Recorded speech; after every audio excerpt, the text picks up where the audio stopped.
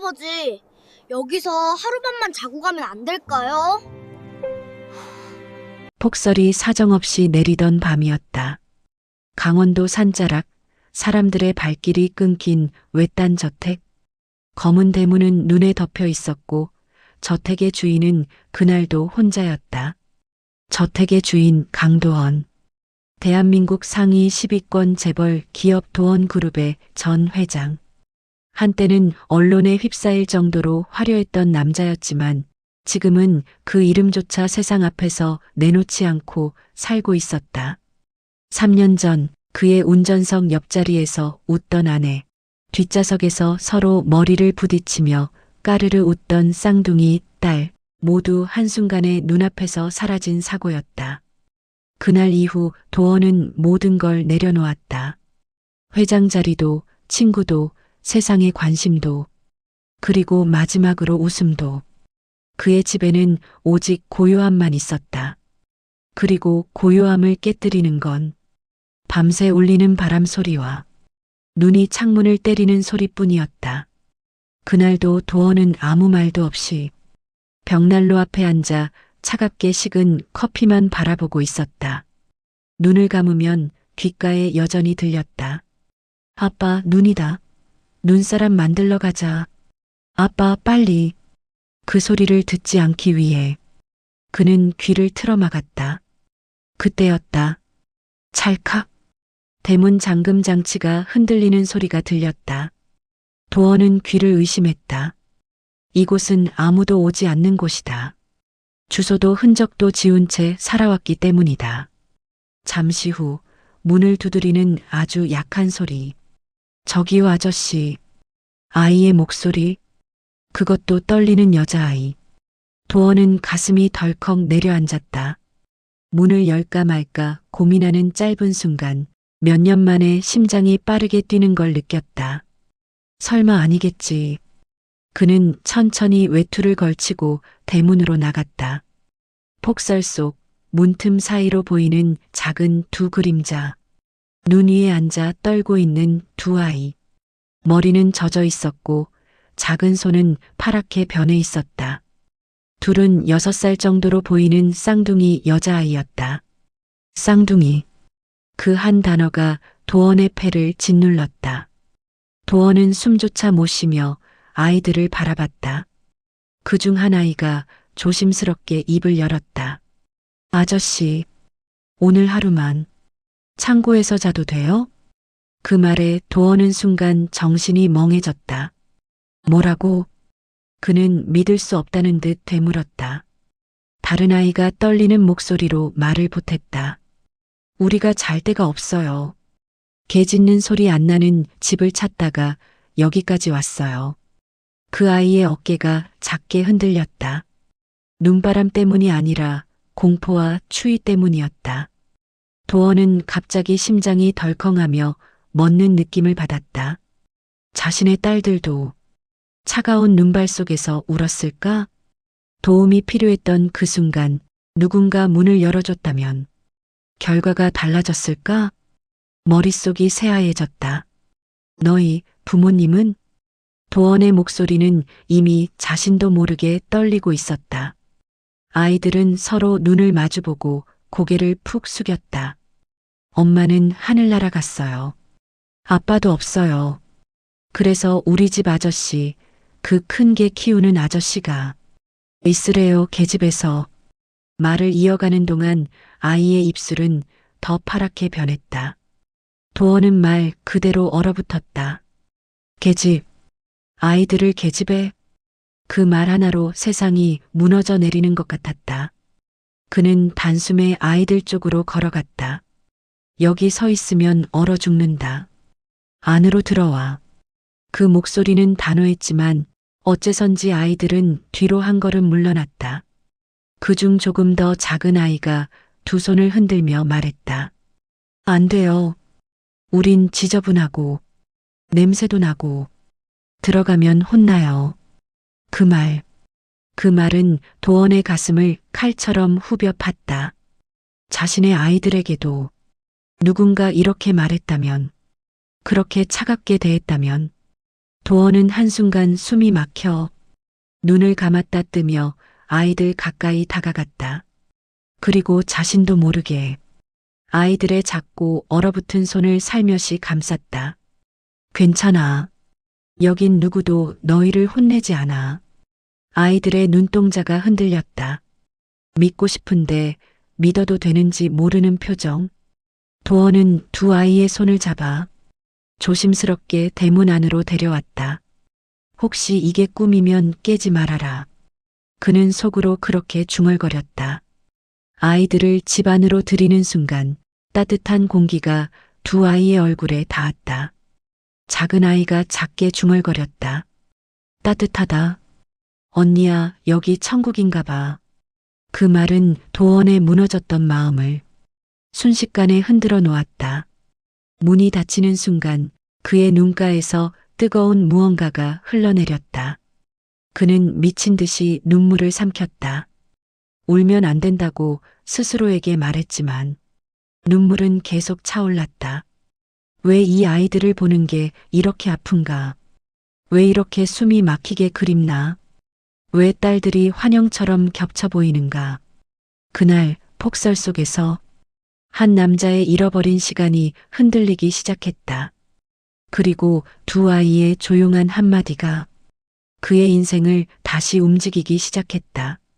아저씨, 우리 여기 있어도 돼요?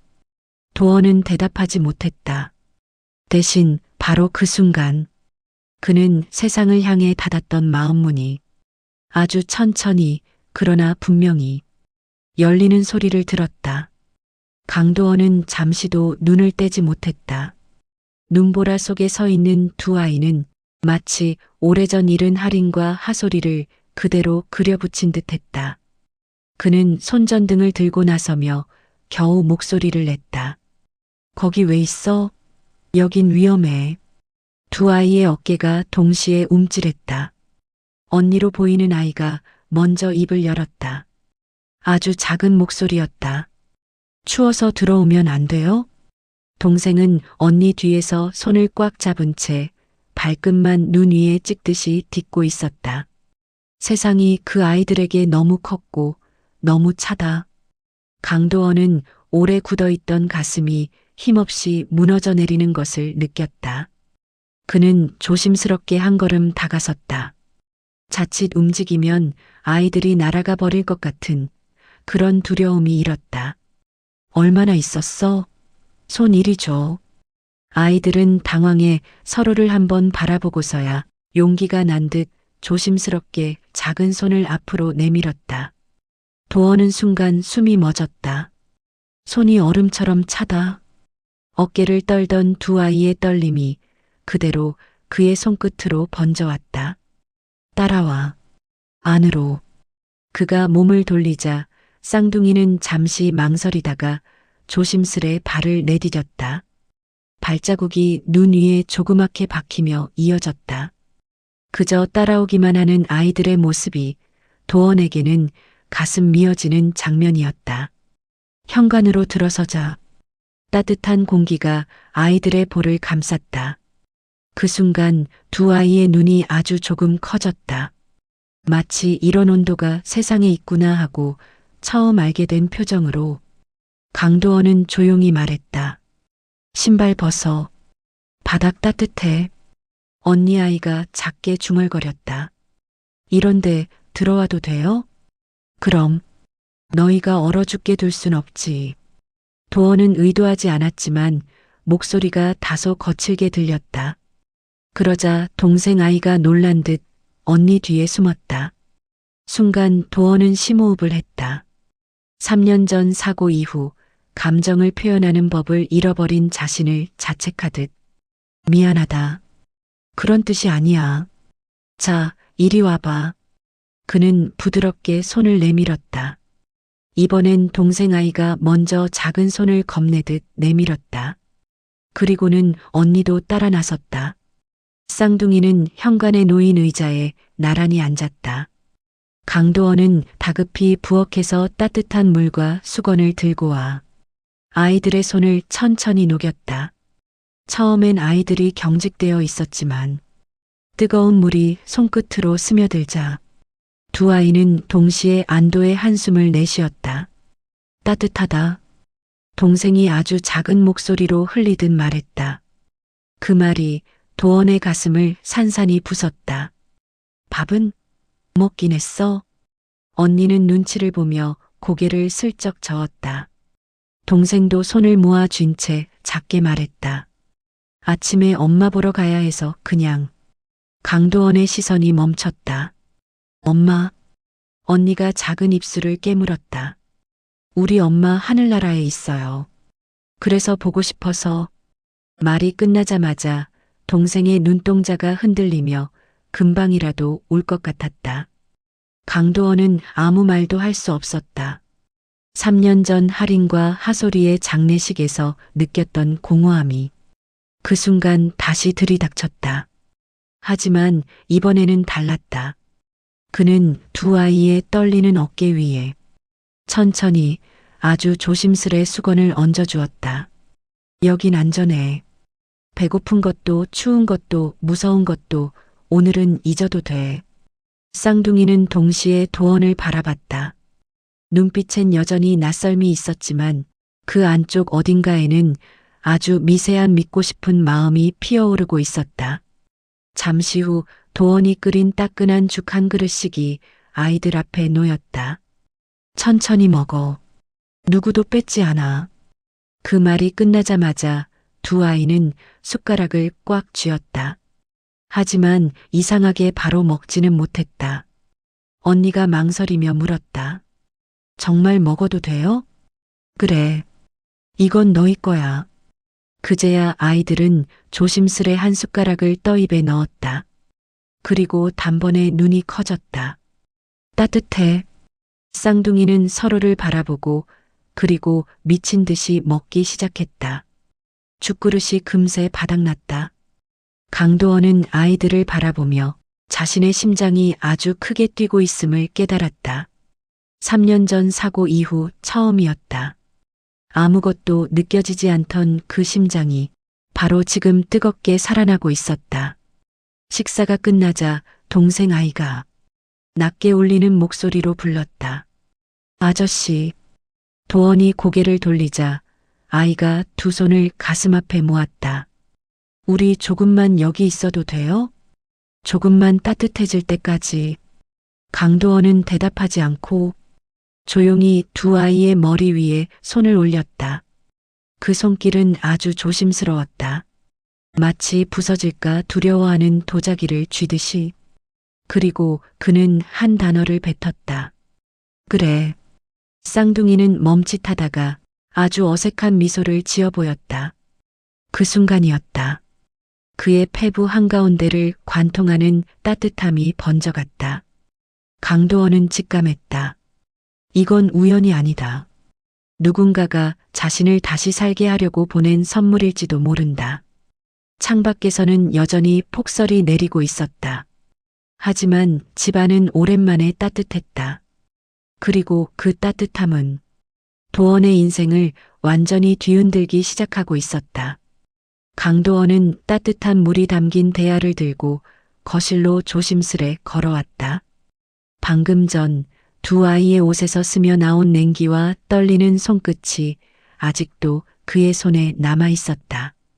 이른을 바라보는 나이에도 단단한 체구, 재벌 회장다운 위엄을 잃지 않았던 그는 지금 이 순간만큼은 마치 길을 잃은 노인처럼 복도에 서서 잠시 호흡을 가다듬어야 했다. 거실 한쪽 벽난로 앞 꽃비와 별비는 조심스레 담요를 잡고 앉아 있었다. 따뜻한 온기가 몸에 돌기 시작하면서 두 아이의 턱끝 떨림은 조금씩 잦아들었고 작은 어깨는 천천히 내려갔다. 하지만 눈빛은 여전히 불안하게 흔들리고 있었다. 자, 손부터 녹이자. 도원의 목소리는 최대한 낮고 부드러웠다. 자신도 몰랐던 목소리였다. 아이들은 서로 눈빛을 맞교환한 뒤 천천히 대야 쪽으로 손을 뻗었다. 그 순간 꽃비가 잠시 멈췄다. 우리 더러워서 물 더러워지면 안 돼요. 너무도 조심스러운 말이었다. 단단한 유리잔에 작은 금이 간 듯한 목소리. 도원은 숨을 들이켰다. 더러워지는 게 뭐 어때서? 너희 손은 추웠을 뿐이야. 그는 아이들의 손을 조심스럽게 물에 넣었다. 쌍둥이의 얇은 손등에는 오래된 긁힌 자국과 작은 멍이 있었다. 도원의 시선이 그 흔적을 따라 움직였다. 그리고 잠시 눈을 감았다. 마치 가슴 안쪽 깊은 곳에서 오래 묻어두었던 무언가가 일깨워지는 듯했다. 이런 손으로 얼마나 걸었니? 그의 목소리는 기어들어갈 만큼 작았지만 아이들은 들었다. 별비는 물에 손을 담근 채 속삭이듯 말했다. 길 계속 걸었어요. 엄마 있는데 가려고 근데 너무 추워서 눈이 많이 와서. 꽃비가 말을 이었다. 그래서 저기 계집에 들어갔어요. 죄송해요. 들어가면 안 되는 줄 알았는데. 도원은 고개를 저었다. 잘했어. 거기 안 들어갔으면 큰일 날 뻔했단다. 찬바람이 창문 틈을 스치며 울음소리 같은 소리를 냈다. 하지만 거실은 따뜻했다. 벽난로의 불꽃이 아이들의 얼굴을 환하게 비추고 두 아이의 경계심은 아주 조금씩 풀려갔다. 도원은 물에서 꺼낸 아이들의 손을 부드럽게 닦아주었다. 그는 자신이 이런 동작을 이렇게 천천히, 신중하게 누군가에게 베풀고 있는 사실이 믿기지 않았다. 손끝이 닿을 때마다 아이들의 미세한 떨림도 느껴졌다. 잠시 뒤 도원은 부엌으로 향했다. 그리고 냄비에 물을 붓고 라면을 넣었다. 평생 요리라고는 거의 해본 적 없는 사람이었다. 라면조차도 누군가에게 만들어달라 부탁하거나 호텔에서 배달해 먹었던 사람이었다. 그러나 지금은 물 끓어 넘칠까 조마조마하며 주걱을 들고 서 있었다. 끓는 냄새가 거실로 퍼지자 별비가 조심스레 고개를 돌렸다. 저거 우리 먹는 거예요? 도원은 조금 당황한 듯 하다가 바로 고개를 끄덕였다. 그래. 뜨겁지 않게 식혀서 줄게. 그 말에 꽃비가 숨을 들이켰다. 저희 남기면 안 되는데. 남겨도 돼. 흘리면 혼나는데. 흘려도 돼. 도원은 재벌 회장으로서 수많은 회의, 수많은 대기업의 운명을 결정하는 발표에서조차 이렇게 단호하게 말한 적이 없었다. 그러나 지금은 그 어떤 계약서보다 확실하게 진심을 실어 말하고 있었다. 식탁 위에 놓인 따뜻한 라면 2그릇. 아이들은 마치 금단의 문을 건드리듯 조심스럽게 숟가락을 들었다. 국물을 한 모금 마신 순간 두 아이의 눈이 흔들렸다. 그리고 한참 동안 먹지 못했던 사람처럼 서서히 그러나 멈추지 않고 먹기 시작했다. 그 모습을 바라보는 도원의 손등이 미세하게 떨렸다. 결코 자신의 딸들 도윤과 윤경이 라면을 먹으며 저렇게 절박했던 적은 없었다. 그 딸들을 지키지 못했던 기억이 갑자기 너무 선명하게 되살아났다. 도원은 고개를 숙였다. 깊이 숨을 들이켰다. 그리고 다시 얼굴을 들었을 때 그의 눈빛은 달라져 있었다. 아직 흔들리고 아프지만 동시에 결심의 단단함이 서서히 자리를 잡아가고 있었다. 식사를 마친 후 도원은 아이들을 작은 방으로 데려갔다. 난방이 들어오자 방 안은 금세 아늑해졌다. 그는 이불을 펴고 두 아이를 눕혔다. 꽃비가 작은 목소리로 물었다. 아저씨, 우리 내일도 여기 있어도 돼요? 도원은 숨을 고르고 아주 천천히 대답했다. 내일도 그리고 그 다음 날도. 괜찮아. 별비가 갑자기 이불 속에서 얼굴을 내밀었다. 아저씨, 우리 버리면 안 돼요? 도원의 가슴이 쿵 하고 내려앉았다. 그리고 무너졌다. 손을 내밀어 두 아이의 머리를 조심스럽게 쓰다듬었다. 버리지 않아. 절대로. 그 말 순간 두 아이의 눈에서 조용히 눈물이 흘렀고 도원의 눈에서도 눈물이 떨어졌다.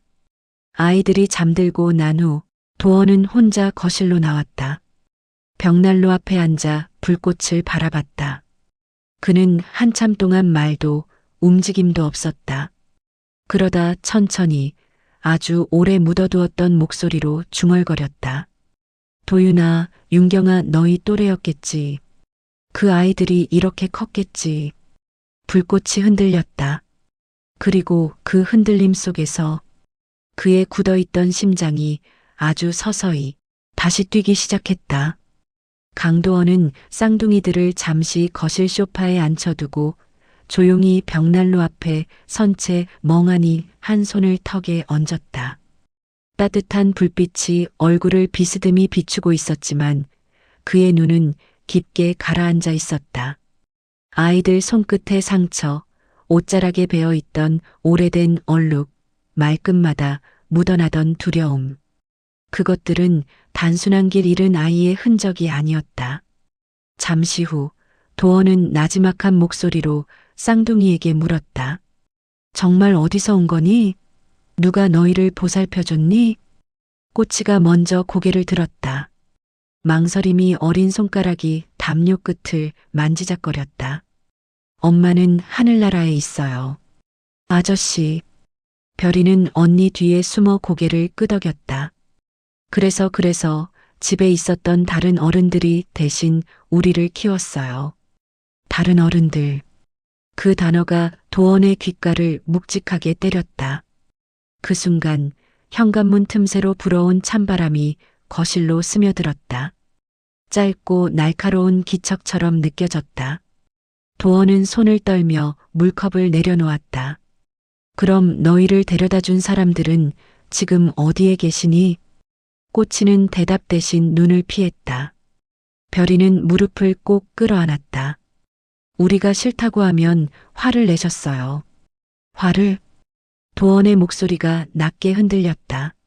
하지만 아이들을 놀라게 하지 않으려 애써 숨을 고르고 다시 물었다. 그 어른들이 너희한테 뭐라고 했니? 별이는 조심스럽게 입을 열었다. 울면 안 된다고 했어요. 애들은 조용히 있는 게 예쁘다고. 그리고 꼬치가 말을 이었다. 배고프다고 말하면 안 된다고 했어요. 집안이 시끄러워진다고. 이 말을 들은 도원은 손끝이 굳어버렸다. 용광로 속 불꽃처럼 억눌러왔던 감정이 서서히 끓어오르는 듯했다. 그래서 너희 둘이 집을 나와 눈 오는 밤길을 걸은 거니? 별이는 작은 목소리로 대답했다. 엄마 보러 가고 싶었어요. 사진 있는데. 꼬치는 그 작은 사진 조각을 꺼냈다. 반으로 찢어진 오래된 사진 한 조각. 벌써 가장자리가 달아 있었다.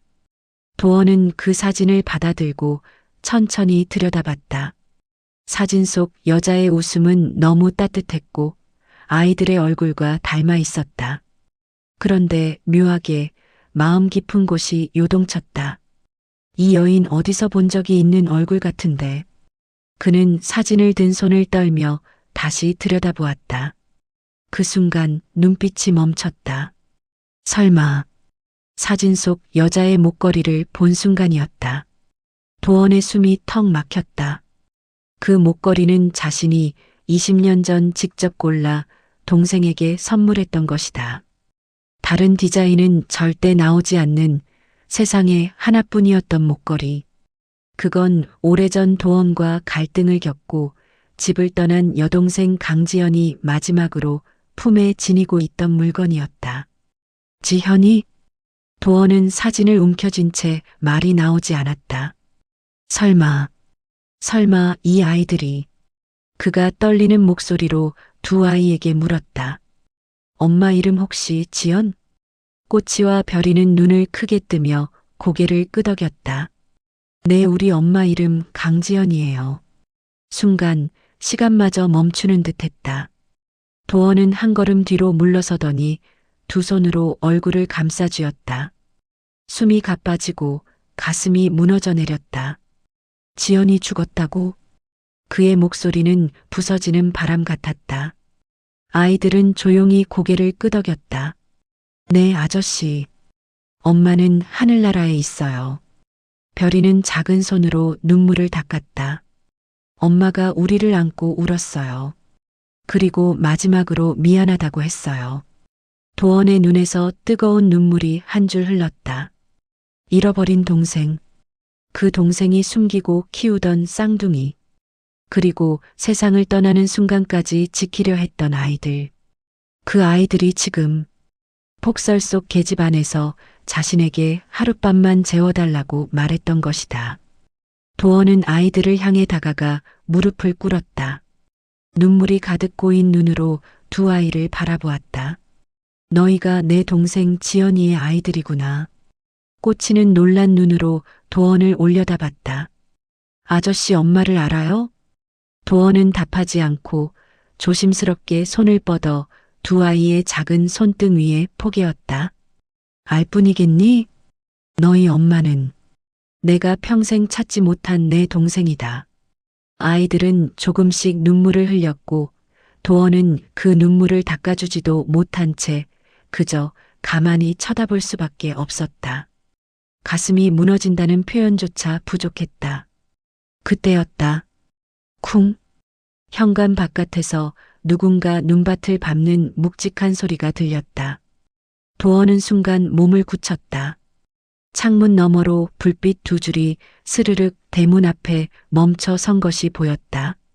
자동차 두 대, 엔진 소리, 낯선 그림자. 도원의 촉이 퍼뜩 일었다. 아이들, 뒤로 가 있어. 목소리는 낮았지만 단단하고 흔들림 없었다. 쌍둥이는 무언가 불길함을 느낀 듯 서로 손을 꼭 잡았다. 도원은 천천히 현관 앞으로 걸어갔다. 문 손잡이에 손이 닿는 순간 쿵쿵 문을 두드리는 힘센 노크 소리가 울렸다. 강도원 회장님 계십니까? 잠시 뵙고 이야기 좀 해야겠습니다. 중년 남성의 단단한 목소리가 문 너머에서 울렸다. 도원의 눈빛이 서늘하게 가라앉았다. 그는 떨림 없이 문고리를 잡았다. 드디어 올 게 왔군. 그리고 조용히 문을 열었다. 폭설 속 낯선 남자 둘이 서 있었다.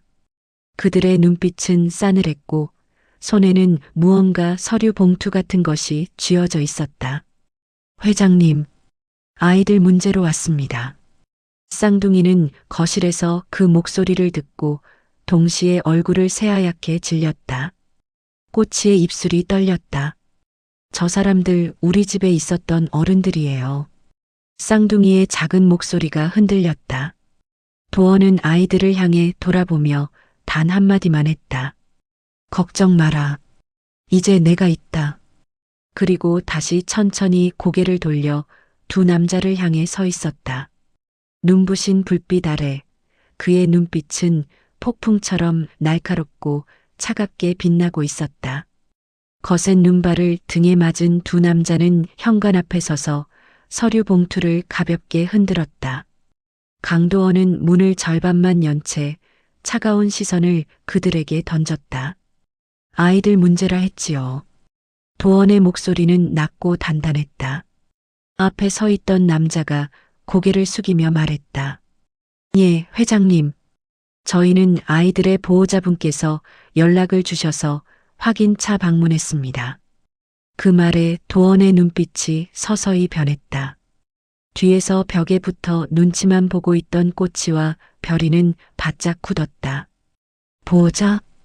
도원은 천천히 되물었다. 남자는 봉투를 건넸다. 네. 아이들의 가족이라고 주장하시는 분이 아이들이 집을 나갔다며 신고를 하셨어요. 그 순간 별이가 숨을 삼키는 소리가 작게 들렸다. 안 들을 수 없는 거리였다.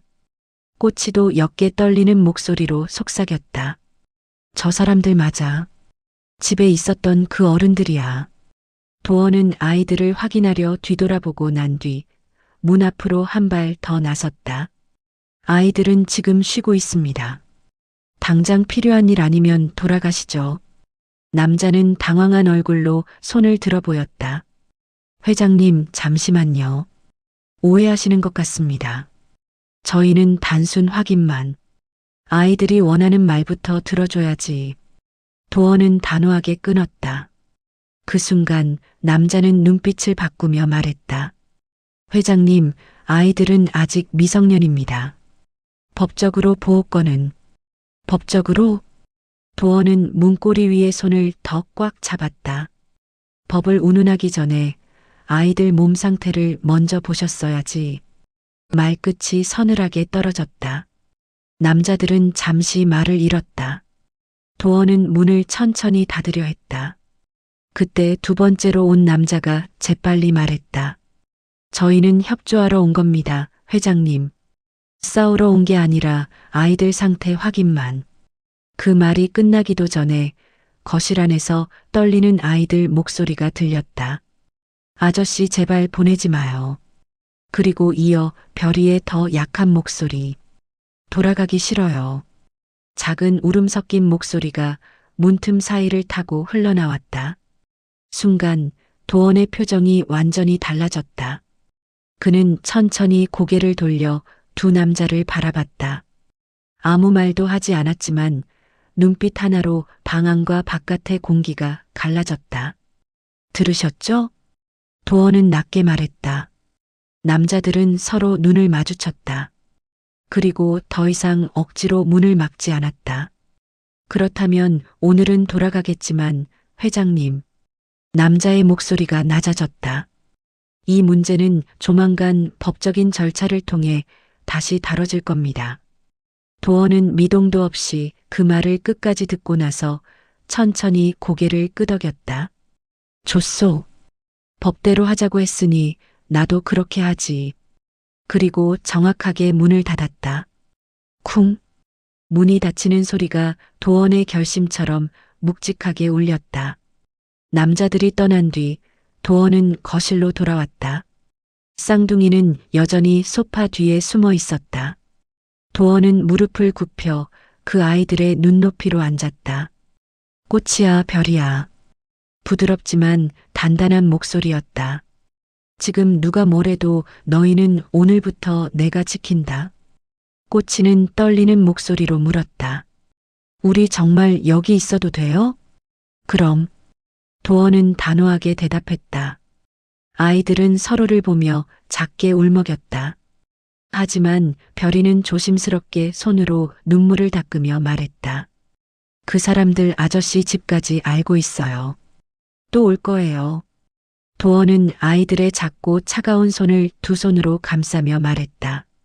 온다면 그땐 내가 상대하마. 그 말에 별이의 눈이 커졌다. 근데 아저씨는 우리 때문에 힘들어지면 어떡해요? 도원은 쌍둥이의 손을 따뜻하게 감싸쥐었다.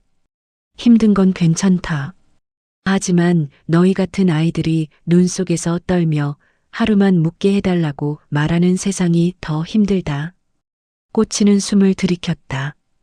그리고 조용히 도원의 팔에 얼굴을 묻었다. 엄마가 그랬어요. 세상에는 우리 같은 애들 보면 도와주는 사람이 있다고. 도원은 한순간 멈칫했다. 지연이가 그런 말을 했단 말이지. 순간 아이들 얼굴 위로 벽난로 불빛이 흔들렸다. 잠시 후 도원은 방으로 들어가 서랍 깊숙이 감춰두었던 오래된 상자를 꺼냈다. 사진들, 편지들, 동생 강지연이 남긴 흔적들이 고스란히 담긴 상자였다. 그중 한 장을 꺼내 들었다. 소곤거리며 웃던 어린 지연의 모습, 20년 전 집을 뛰쳐나가던 마지막 날의 뒷모습, 그리고 며칠 후 가족 모두에게 남긴 짧은 편지 한 장. 오빠, 내가 떠나도 나는 내 선택을 사랑하는 사람이 될 거야. 도원은 눈을 감았다. 지연아, 넌 또 그렇게 끝까지 혼자 고집을. 눈가가 뜨겁게 젖어들었다. 그날 밤 쌍둥이는 도원의 방 옆방에서 나란히 누워 잠이 들었다. 꽂히는 작은 목소리로 말했다. 별아, 아저씨 진짜 우리 지켜줄까? 별이는 천장을 바라보며 조그맣게 대답했다. 응. 오늘 본 아저씨 눈 무서운 사람 같지 않았어. 누군가 지켜준다는 느낌 처음이었어. 잠시 후 별이는 이불을 끌어올리며 속삭였다. 근데 언니 그 사람들 진짜 안 오면 좋겠다. 응, 우리 다시 가기 싫어. 아이들의 작은 목소리는 서늘한 겨울밤 공기 속에서 가늘게 떨렸지만 이 집만큼은 따뜻했다. 다음 날 아침, 도어는 새벽부터 움직였다. 양복을 꺼내 입고 검은 코트를 걸치고 장갑을 챙겼다. 쌍둥이는 식탁에 앉아 빵을 먹으며 물었다. 아저씨, 어디 가요? 도어는 잠시 멈춰 아이들을 바라보았다. 잠시 내려가야 할 곳이 있다. 꽂히는 불안한 눈으로 그를 보았다. 우리 안 데려가는 거죠? 오늘은 아니다.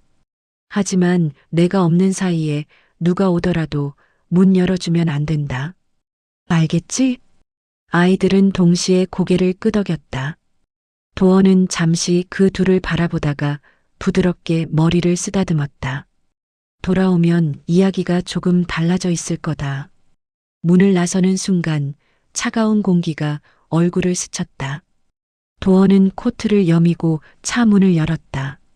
그리고 낮게 스스로에게 중얼거렸다. 지연아, 내 아이들 이제 내가 데려온다. 엔진이 켜지고 차는 천천히 산 아래로 내려가기 시작했다. 앞으로 마주할 싸움이 얼마나 큰지 알고 있었지만 오늘의 강도원은 더 이상 은둔한 노인이 아니었다. 그는 다시 재벌 강도원의 얼굴로 돌아가고 있었다. 이른 아침 산 아래 도로는 아직 눈이 채 녹지 않아 살얼음이 반짝였다. 강도원의 검은 SUV가 서서히 내려가며 헤드라이트는 겨울 산빛 아래 길게 선을 그렸다. 멀리 골짜기 아래 작은 마을이 보였고 그 끝자락에 기와 지붕과 유리창이 반짝이는 건물이 있었다. 강도원이 한때 직접 설립했던 복지재단 강지연 재단. 그 이름을 붙일 때 그는 동생이 돌아오면 좋아할 줄로만 알았다. 하지만 지연은 끝내 돌아오지 않았다.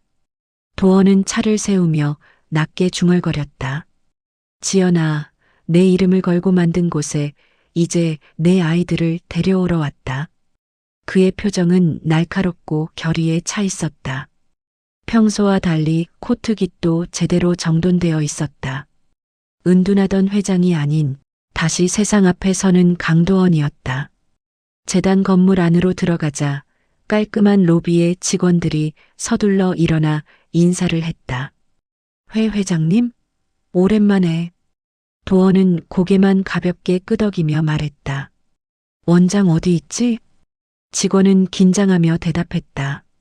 예, 지금 사무실에 계십니다. 바로 안내해 드리겠습니다. 그는 조용하지만 빠르게 걸어 원장의 사무실 문을 열었다. 문을 열어 젖히자 40 중반의 단정한 인상이 담긴 원장이 급히 자리에서 일어났다. 회장님, 직접 오실 줄은. 도어는 본론부터 던졌다. 아이들이 있다. 6살. 쌍둥이 여자아이. 원장은 이마를 찡그렸다. 혹시 최근 신고 들어온 그 아이들 말씀이십니까? 도원의 눈썹이 움직였다. 신고? 어떤 신고? 원장은 차분하게 서류 몇 장을 꺼내 도원에게 건넸다. 지난달 말 한 부부가 6살 쌍둥이 아이를 가정 위탁 중이라며 지원금 신청을 했습니다. 그런데 동네 복지 담당자 쪽에서 아이들이 자주 울고 지저분한 상태로 다닌다는 신고가 들어왔습니다. 도원의 눈빛이 깊어졌다. 아이들 이름은? 한꽃이, 한별이. 도원은 눈을 감았다. 차가운 공기가 갑자기 진해지는 듯했다. 맞다. 그 아이들이다. 원장은 충격을 감추지 못한 얼굴로 물었다. 회장님께서 그 아이들을 보호하고 계신 건가요? 도원은 천천히 고개를 끄덕였다. 내 동생 지연이의 아이들이다. 순간 원장은 입을 다물지 못했다. 지연 이사님? 그래. 그 아이들의 엄마가 지연이다. 원장은 한동안 말을 잇지 못하다가 천천히 말했다. 회장님, 그 아이들 정말 위험했을 겁니다. 저희 재단에서도 신고만 받고 정확한 실태를 파악하지 못했는데 부부가 적극적으로 감추고 있어서 도원의 눈빛에 차가운 결정이 맺혔다. 그 부부, 지금 어디 있지? 원장은 곧장 대답했다. 지원금 부정 수급건으로 복지 담당자가 최근 방문했지만 부부가 집을 비워놓은 상태였습니다. 지역 경찰서에서도 한 번 들렀지만 부부가 연락을 피하는 상황이라고 합니다. 도원은 코트를 여미며 말했다. 그럼 내가 먼저 찾겠다. 원장은 놀란 눈으로 손을 올렸다. 회장님 직접 나서시면 저 아이들은 이제 내 가족이다. 누가 뭐래도 지켜야 할 가족이다. 원장은 도원의 눈빛을 보며 더 이상 말리지 못했다. 그건 재벌 회장의 눈빛이 아니라 아버지의 눈빛이었다. 그 시각 삼위의 집. 쌍둥이는 벽난로 앞 작은 카펫 위에서 토끼 인형을 끌어안고 있었다. 하지만 둘 다 장난을 치거나 웃는 모습은 없었다.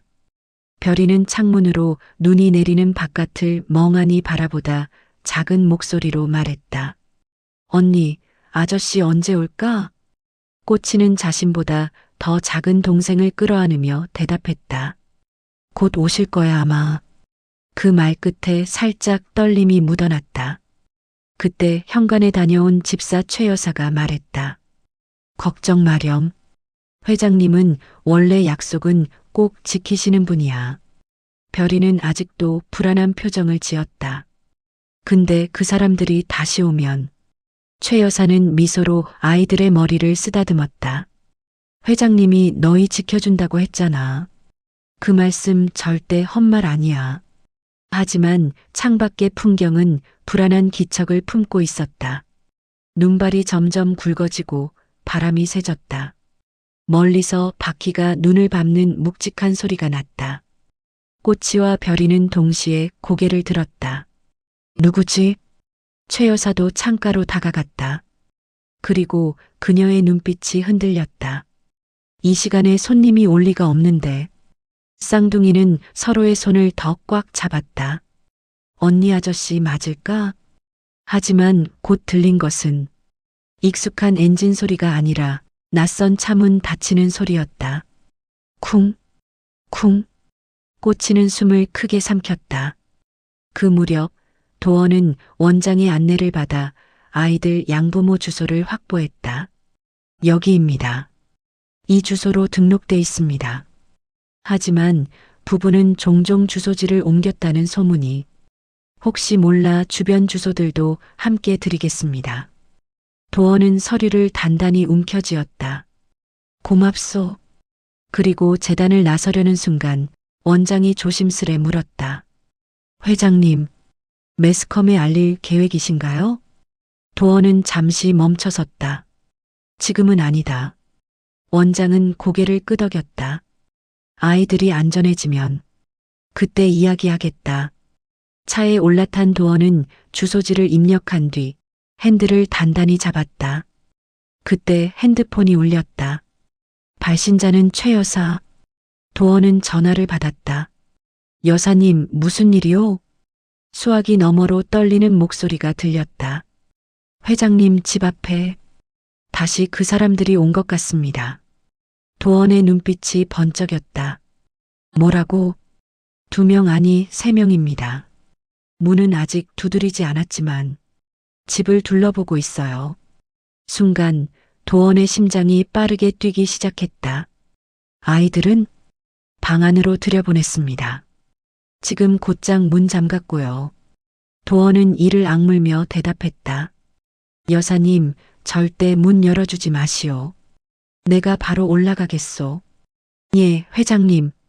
전화를 끊고 도원의 손이 핸들 위에서 크게 떨렸다. 하지만 그 떨림은 두려움이 아니었다. 그건 지키고자 하는 사람을 향한 분노였다. 차는 눈발 속을 가르며 거칠게 출발했다. 내 동생의 아이들, 건드리기만 해봐라. 그의 목소리는 낮고 서늘했다. 그리고 동시에 상위의 집, 현관 앞에서 세 남자가 천천히 움직이고 있었다. 그들은 서로 낮게 속삭였다. 확실해. 이 집이다. 오늘 안에 데려가야 한다. 늦어지면 곤란해. 최 여사는 숨을 죽이며 커튼 사이로 그 모습을 지켜봤다. 꼬치와 별이는 방 안에서 이불을 꼭 움켜쥐며 떨고 있었다. 언니 무서워. 꼬치는 이불 속에서 동생의 손을 꼭 잡았다. 괜찮아. 아저씨 온대 조금만 버티자. 그리고 바람이 탁 하고 문을 스쳤다. 그 순간 현관 초인종이 느리게 그러나 분명하게 울렸다. 딩동. 쌍둥이의 숨이 멈췄다. 최 여사는 굳은 얼굴로 숨을 삼켰다. 그리고 조용히 중얼거렸다. 회장님 제발 빨리 오세요. 그 순간 폭설 속을 가르는 SUV 헤드라이트가 멀리서 서서히 아주 서서히 올라오기 시작했다. 바람이 몰아치던 겨울밤 산장 앞에서 제동을 걸던 도원의 SUV가 낮게 멈췄다. 헤드라이트가 눈발을 갈라내며 공간을 환하게 비추자 집 앞에 서 있던 세 남자가 동시에 고개를 돌렸다. 도원은 차문을 열고 내리며 낮고 단단한 목소리로 말했다. 여기서 뭐 하십니까? 그의 눈은 이미 상황을 계산하고 있었다. 집 안에서 승희가 커튼 사이로 두려움에 젖은 얼굴을 내밀고 있는 것도, 거실 안쪽에서 재민과 제이가 겁먹은 얼굴로 승희의 옷자락을 붙잡고 있는 것도 모두 한 번에 읽어냈다. 세 남자는 애써 공손한 표정을 지어 보이며 말했다. 우린 경찰입니다.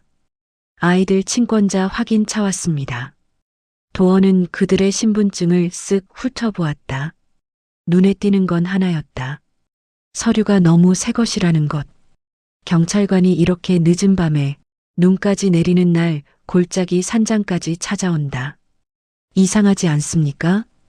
도원의 목소리는 나지막했지만 눈빛만큼은 얼음처럼 차가웠다. 남자 셋은 잠시 눈을 피했다. 그 틈을 도원은 놓치지 않았다. 당신들 여기 다시는 오지 마요. 그 아이들은, 그는 말끝을 약간 떨었다. 지금 보호받아야 할 애들입니다. 남자들 가운데 가장 나이 있어 보이는 인물이 대꾸했다. 회장님이 부탁하셨어요. 아이들 신원 확인하라고. 도원의 눈빛이 가늘게 좁혀졌다. 백 회장이 직접? 남자는 고개를 끄덕였다. 하지만 표정엔 어딘가 뒤틀린 조급함이 묻어났다.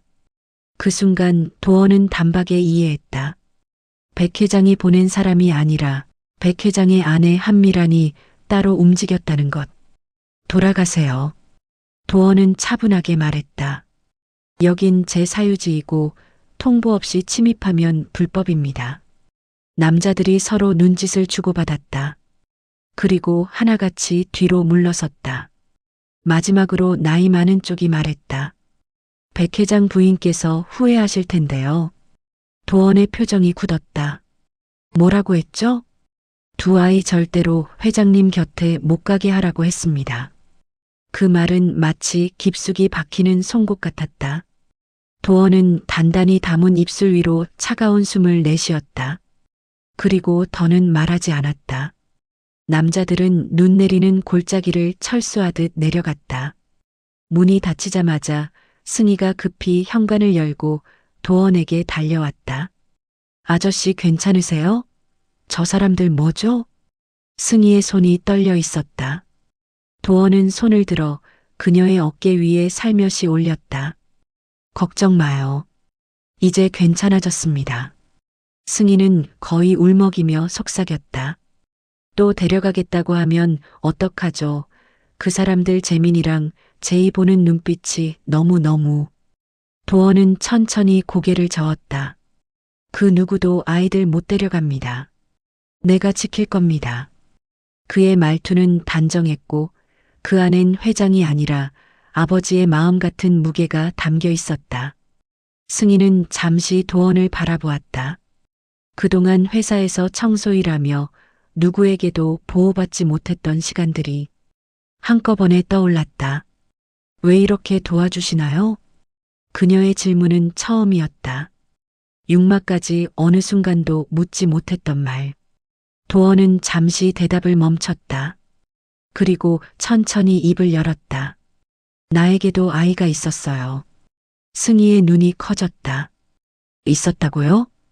그는 고개를 끄덕였다. 6살. 남들보다 감기가 좀 오래가는 아이였어요. 그날 겨울 폭설 오는 날 병원 옮기는 도중에 그는 말을 잇지 못했다. 입술을 깨물며 겨우 숨을 정리했다. 지키지 못했습니다. 승희는 숨을 삼켰다. 그의 말투엔 후회의 돌덩이가 묻어 있었다. 그 순간 그녀는 이해했다. 도원이 왜 처음 본 재민과 제이에게서 눈을 떼지 못했는지, 그래서 아이들이 위험해 보이면 내가 아니면 누가 막아줄까 그런 생각이 들더군요. 승희는 한동안 말하지 못했다. 그리고 조용히 말했다. 아저씨도 많이 힘드셨네요. 도원은 어색하게 미소를 지었다. 그럴 시간이 없었죠. 부모들이란. 그는 잠시 말을 멈추고 덧붙였다. 그리고 또 하나. 승희가 고개를 들었다. 두 아이 당신 지키고 싶잖아요.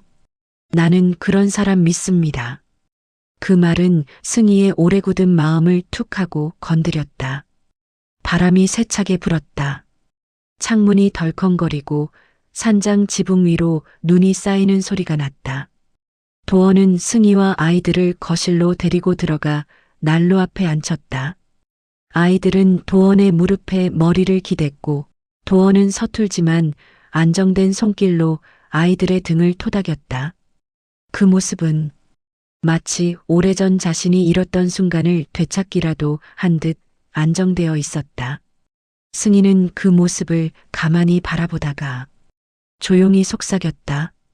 아저씨, 우리 언제까지 이렇게 숨어 있어야 하나요? 도어는 고개를 들었다. 그리고 천천히 아주 신중하게 입을 열었다. 이제 숨지 않을 겁니다. 승희의 눈이 흔들렸다. 그게 무슨 뜻이에요? 도어는 두 아이의 머리를 쓰다듬으며 말했다.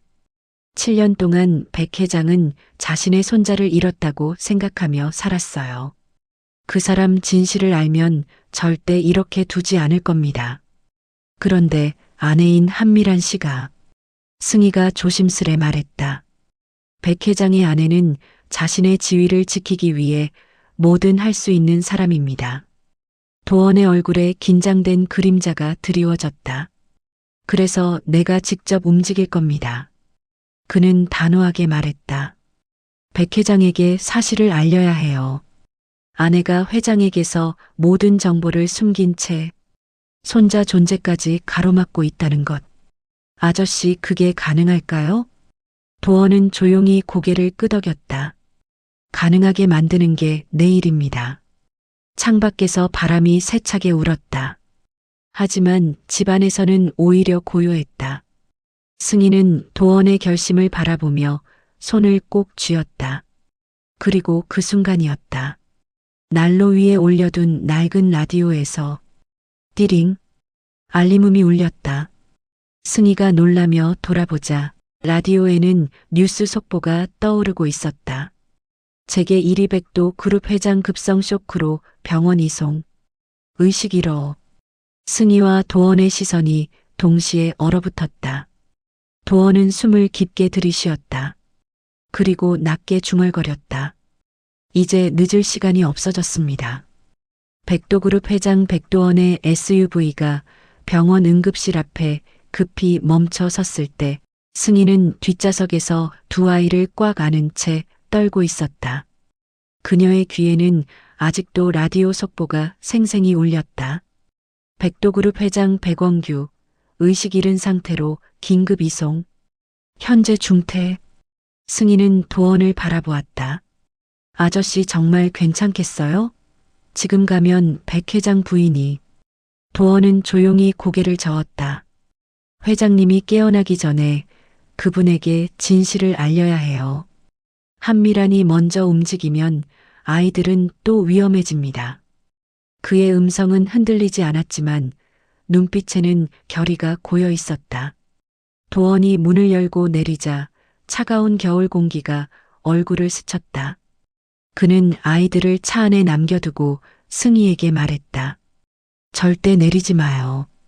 누가 와도 문 열지 말고. 승희는 떨리는 목소리로 묻었다. 혹시 부인이 오면요? 그땐 나한테 바로 전화하세요. 내가 있습니다. 그 말에는 단지 보호 이상의 감정이 담겨 있었다. 승희는 숨을 들이켰다.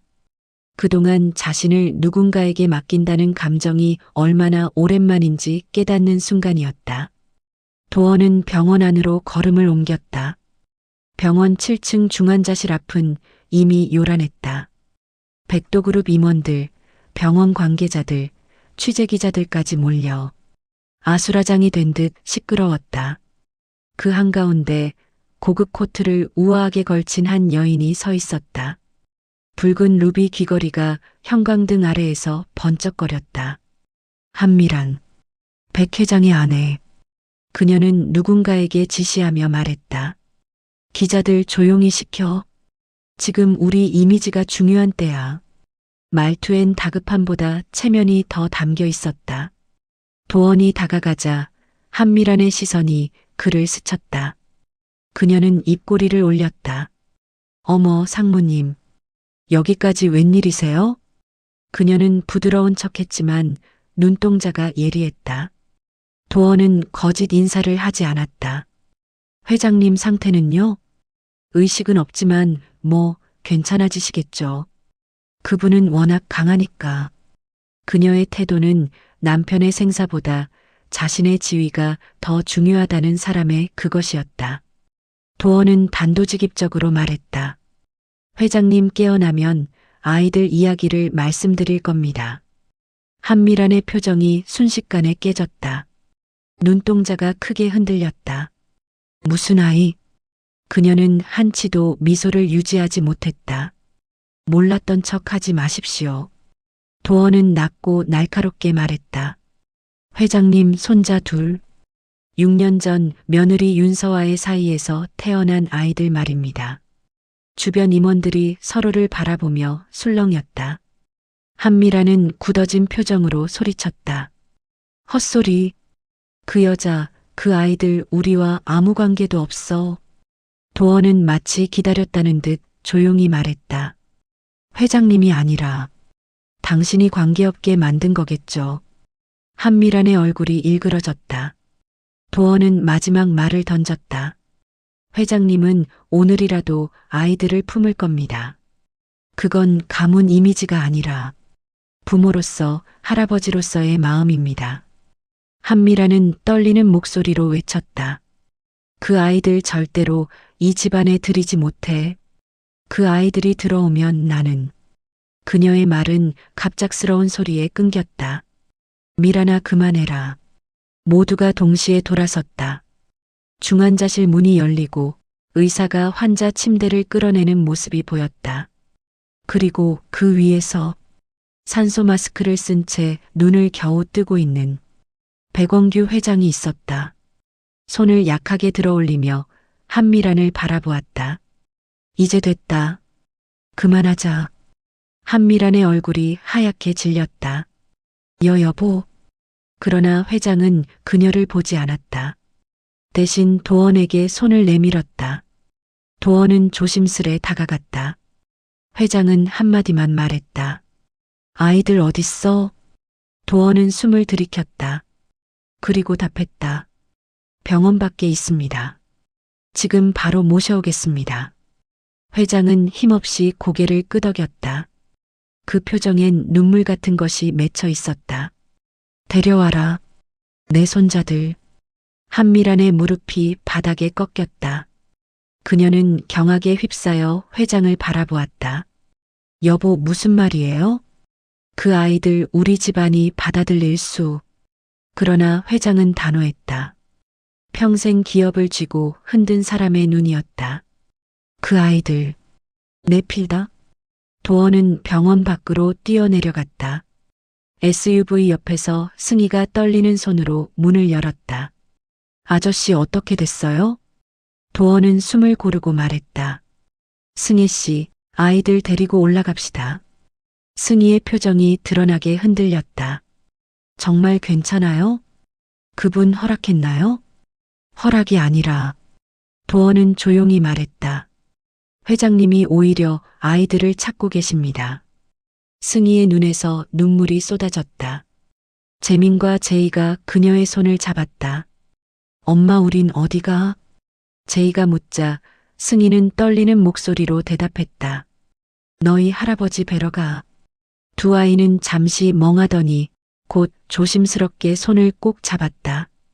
도원은 아이들의 머리를 쓰다듬었다. 무서워하지 않아도 됩니다.